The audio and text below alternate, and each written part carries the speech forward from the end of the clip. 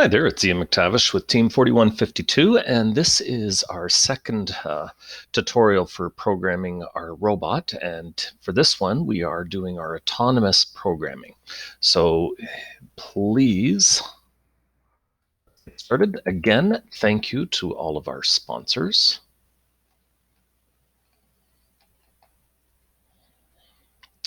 And before we begin, our previous tutorial, we created our command-based robot code. So you will need to have that set up before you work on this one. Now, in the start of an FRC match, typically there's an autonomous period. And so the autonomous period, the robot drives itself. There's no human interaction at all. And there's usually a set period of time where the robot does things. And it can be as simple as moving the robot a certain distance to as complex as moving a robot, shoot game pieces, pick up game pieces and stuff. So our autonomous program for today is just simply going to move the robot, and we're going to continue building tutorials to develop more complex skills. So we are going to create a new command, and I'm going to switch over to VS Code. So this is our 2021 tutorial and what we did where we left off earlier. So right click on the command, create a new class command, and in this case we are going to search for command new. So there it is. And we need to give it a name. So we're going to call this drive for time. So we already have a drive with joystick, obviously with no driver for autonomous. We need something else. So drive for time is going to be the class that is going to control the robot and drive it for a set period. And so that's the game plan. We're just going to put in a comment to explain the goal for this.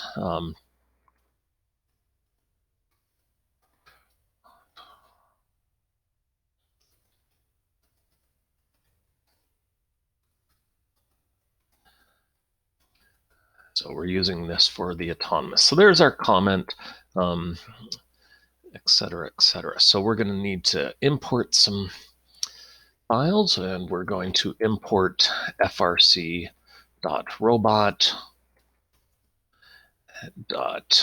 subsystems drive base. So that's what we created the other day, and this is why we use object-oriented programming, why we're using classes, because then we can build on those classes. So we're going to add a variable here. So here is our drive for time extends command base. So this is where the variables that I create for this class are going to be declared here. So private final drive base. And as is our tradition, the class has a capital letter, and so our variable, which will be an instance of the class, has a small letter to start. So there's my drive base. I'm also going to have, oops, I'm creating all kinds of crazy things here. You want to be careful before you hit tab. Final, I'm going to create a double variable that will be speed. I'm also going to have a couple other variables. So this is going to be an integer, and this integer is going to be a counter. Now you'll notice I'm not using the word final because the counter is going to change. It's going to count. And I'm going to have another integer representing my target. So these values are going to allow me to set how long to drive for. I can refer to them. So those are my variables. Here's my public drive for time. So I'm going to add some parameters. The first one is the drive base that I'm going to be accessing, the speed that I'm going to set, and the number of seconds that I'm going to drive for. And in here, I'm going to declare, so remember I talked about when I use the word this, I'm referring to the variables that belong to this class. So this drive base was declared here, and I am going to assign it the value of drive base, which is the parameter. So even though these have the same names, they are actually different things. And I know it's a little confusing this way, but so those are my values. So my next thing is I'm going to take, so the goal is we're going to type in seconds. Now what happens is that we basically have cycles, and according to the documentation, there are approximately 50 cycles per second. All right, so my target is going to be an integer. So what I'm doing is I'm casting this value. So I'm taking seconds, which is a decimal number, and multiplying it by 50. And I'm going to cast this to an integer because my cycles, so let's say I say 0.5 seconds. Well, 0.5 times 50 is going to be 2.5, or no, sorry, 25. And I want that as an integer. So that's how you cast a value, and these are in brackets so that I'm casting the whole calculation instead of just seconds. So there's my target. I'm also going to use my add requirements and refer to the drive base. And this is where all that setup from our first tutorial starts paying off, because now my drive base subsystem, I can just access it here and I can set up very specific code. So here's my execute function. So basically in my execute function, what I'm going to do is I'm going to check if my counter is less than the target. So initially, my target is set for a value. My counter is set to 0. All right, so here I set my target.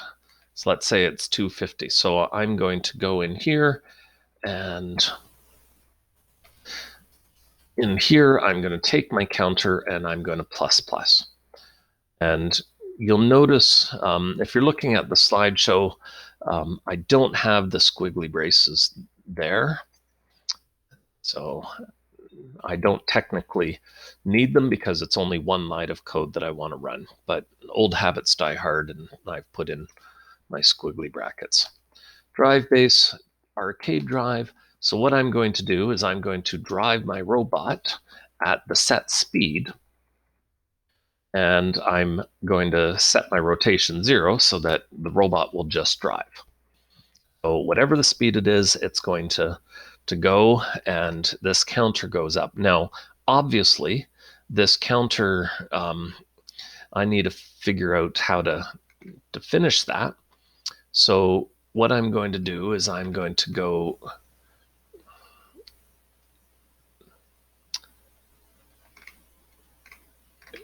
there's an if finished here. And so if finished, what I'm going to do is I'm going to return this value once my counter is greater than or equal to the target. Really, really important. You'll notice that I'm not saying if the counter is equal to the target. Case in point, let's say my target is 11. Okay, and my counter goes 0, 2, 4, 6, 8, 10, 12. It never hits 11. So that's why I always want to check if my counter is going to be greater than or equal to my target, so that it will hit it at 12. Even though that's not 11, you always want to think of it that way. So what I'm going to do, this increases my counter, and then this is constantly checked every cycle. And once this is true, then it's going to run this end method. And in this case, I want to stop driving the robot. So I'm going to take my arcade drive and I'm going to just change my speed to 0 and my rotation to 0 so that the robot's not moving. That's it. Now, I've got my program, my drive for time command ready.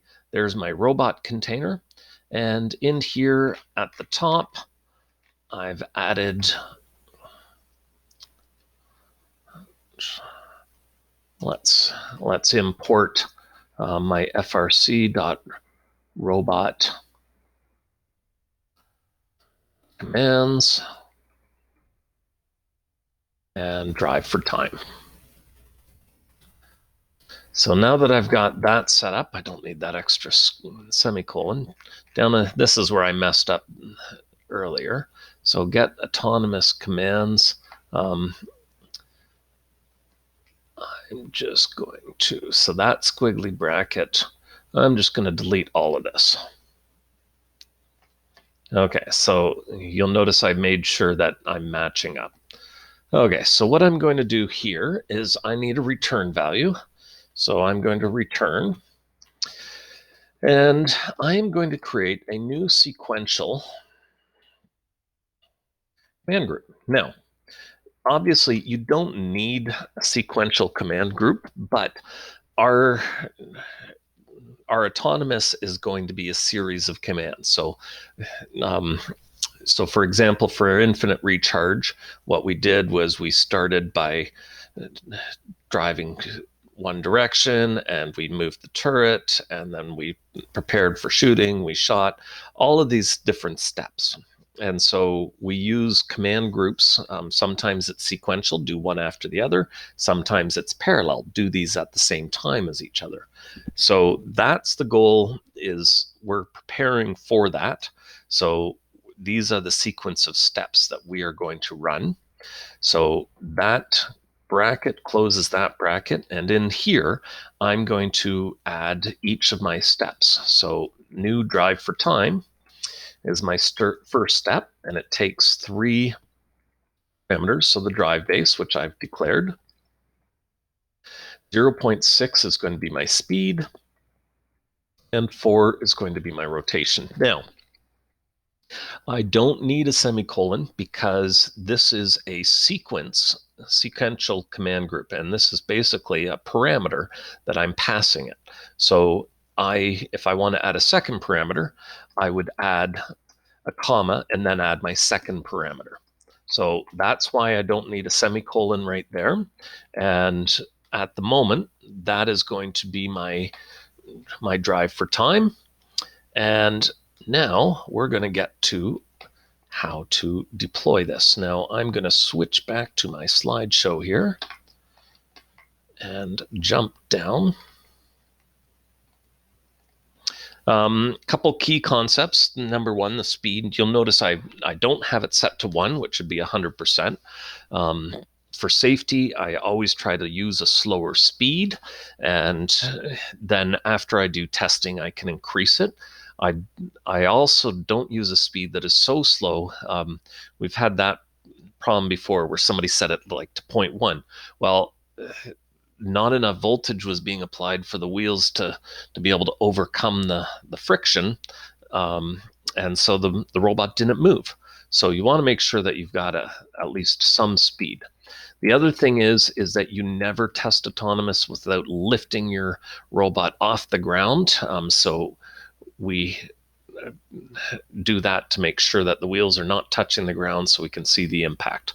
Now, deploying code, Shift F5 is going to be the command, and here's our practice robot. You can't see, but there's a Milwaukee bin right there, and so the robot is raised off the ground so that the wheels are not touching. In the driver station, you want to make sure that autonomous is selected, and we deployed our robot code by pressing Shift F5 in VS Code, and then we opened our driver station software. We hit autonomous, and I'm going to just show this video that I did so that you can see what happens. So we're in there. You can see our code we're deploying it. Down at the bottom here, you can see it's going through the steps. Once we get to successful, I can look in here. You'll notice that the code goes red and then green once it's loaded, and I've enabled it, and you can see the lights are flashing, the wheels are turning, and there we go. The wheels have stopped because that's the end of the program. And disable. So that's how we test it. It's very simple. Very simple program, just simply move for a direction, but then you would obviously test this on the same material. So we do have game carpet. You want to test it because if you're doing it on concrete, the friction is going to be different. So driving for time on concrete is going to, the robot's going to go a different distance because there's less friction. So you always want to make sure you're testing the right environment so that you get the right values, and that way you can get it going. Obviously, as we get more complex, we'll use sensors to determine what our robot is doing, but those are for later tutorials. So there we go. Have a great day.